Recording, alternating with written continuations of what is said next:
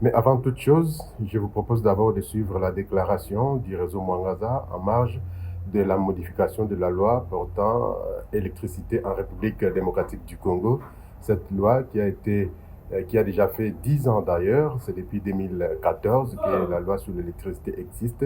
Voilà pourquoi les réseaux Mwangaza demandent à ce que les parties prenantes, toutes les parties prenantes soient impliquées dans l'élaboration de cette loi. Pas oublier un aspect de la loi. Je vous propose de suivre Maître Eric Kassongo, qui est le porte-parole du réseau Mwangaza dans cette déclaration faite le 3 février 2025.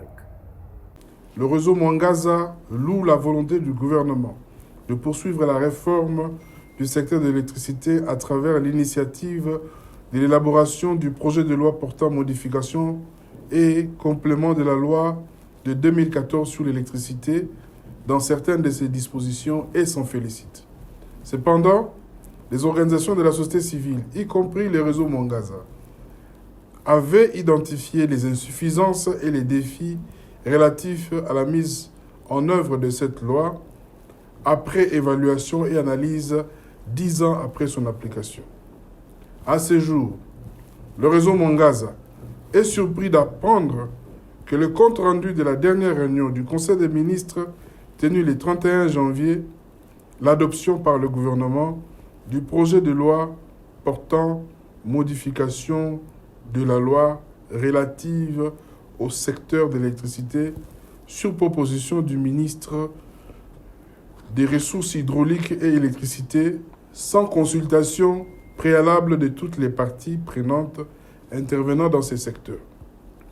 Le réseau Mwangaza craint qu'à cette allure, le chef de l'État ne puisse prendre une ordonnance loi qui ne rencontre pas tous les problèmes, insuffisances et défis de la loi objet de modification. Le réseau Mwangaza exprime ses préoccupations et ses réserves quant à une promulgation précipitée de cette ordonnance loi avant que les parties prenantes ne soient impliquées dans cette démarche.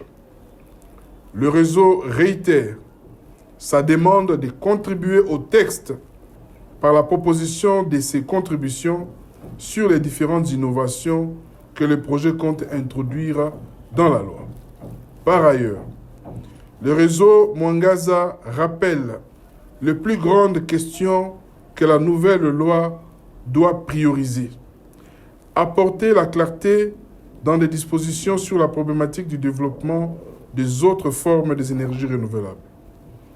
Prioriser les dispositions qui mettent en avant les besoins d'adapter les procédures de passation des marchés publics pour les petits projets énergétiques. Renforcer les dispositions qui amènent à une fiscalité adaptée et innovatrice pour attirer davantage les investisseurs dans les secteurs. Prévoir les dispositions qui garantissent un quota d'accès à l'électricité pour les communautés locales directement impactées par le projet des infrastructures énergétiques, ainsi que les ménages par rapport aux besoins croissants de l'industrie. Prévoir les dispositions qui garantissent le droit à l'indemnisation des communautés locales impactées par le projet énergétique et enfin identifier d'autres demandes claires que nous souhaitons mettre en avant.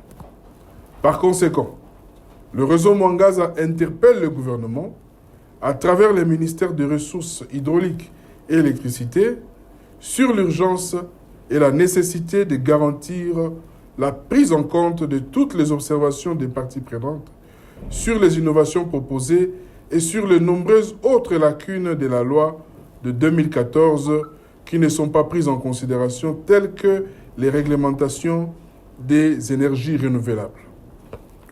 Les réseaux Mwangaza exigent des consultations directes et formelles pour lui permettre de partager ses recommandations sur les innovations proposées. Enfin, le réseau Mwangaza demande au chef de l'État de ne pas procéder à la promulgation de la proposition de l'ordonnance loi modifiant et complétant la loi numéro 14 011 du 17 juin 2014 relative au secteur de l'électricité, telle que modifiée et complétée par la loi numéro 18/031 du 31 décembre 2018 dans son état actuel.